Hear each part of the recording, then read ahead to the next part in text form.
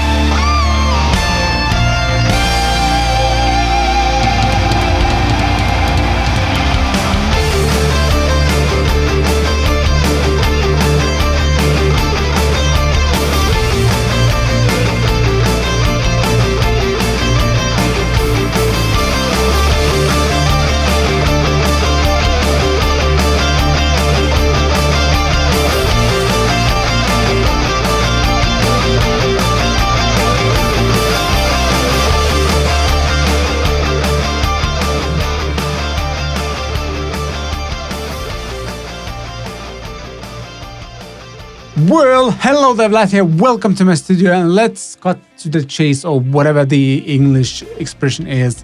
This is sponsored content. I'm doing this in collaboration with Thoman, and I've worked with them in the past many times before. And my long-time viewers know that even if the content is sponsored, you always get my honest opinion, because that's the only way it makes sense to do this stuff.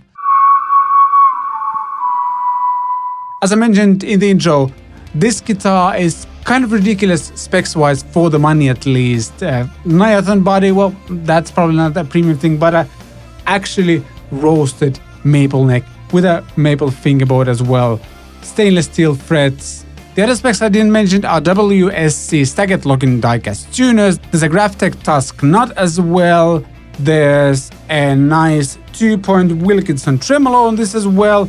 And the color of this guitar is supposed to be shell pink, but I'm gonna say this is not shell pink. This is anemic pink.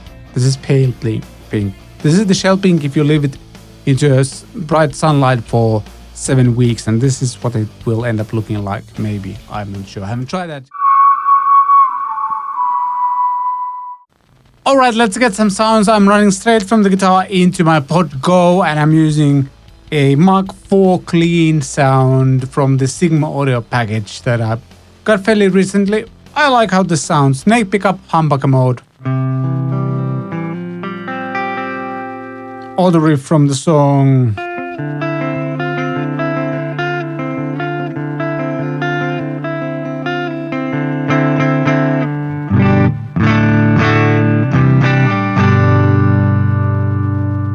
Nice thick clean sound, both pickups.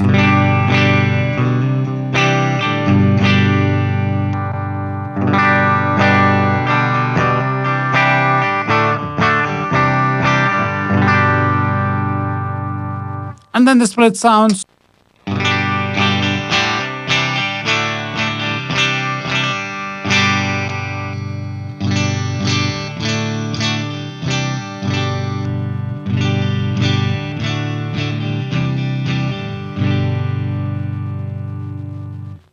Next, we're going to skip all this split coil stuff and just go for the high gain sounds.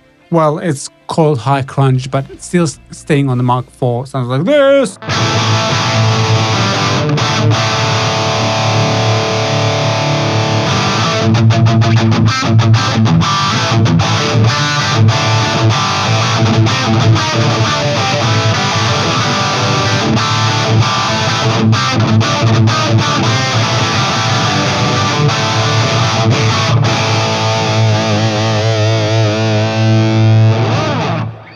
And you might want to ask, how's the tremolo and tuning stability? Let's give it a try. This is fairly in tune now.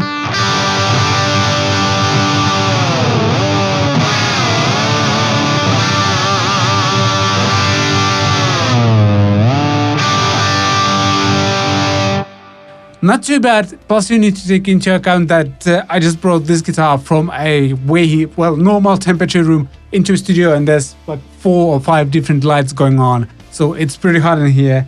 For a $299 guitar, I think this is just fine, and obviously you can improve it in more by working on the nut and, well, doing the adjustments, but yeah, I think that's nice. And as the last thing, let's do some Dream Theater stuff on the Mark IV high gain channel. Let's see if I can remember any of these riffs.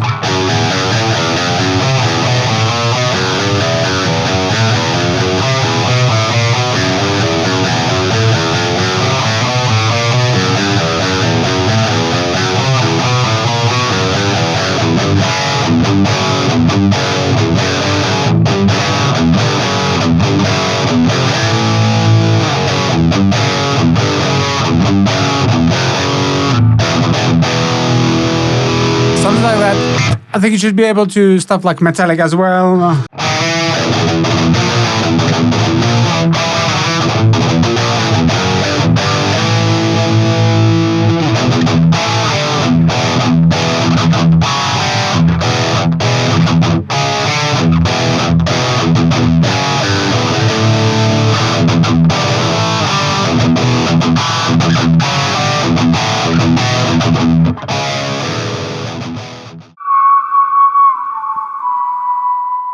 Right away, I have to mention that these cutouts are just cosmetics.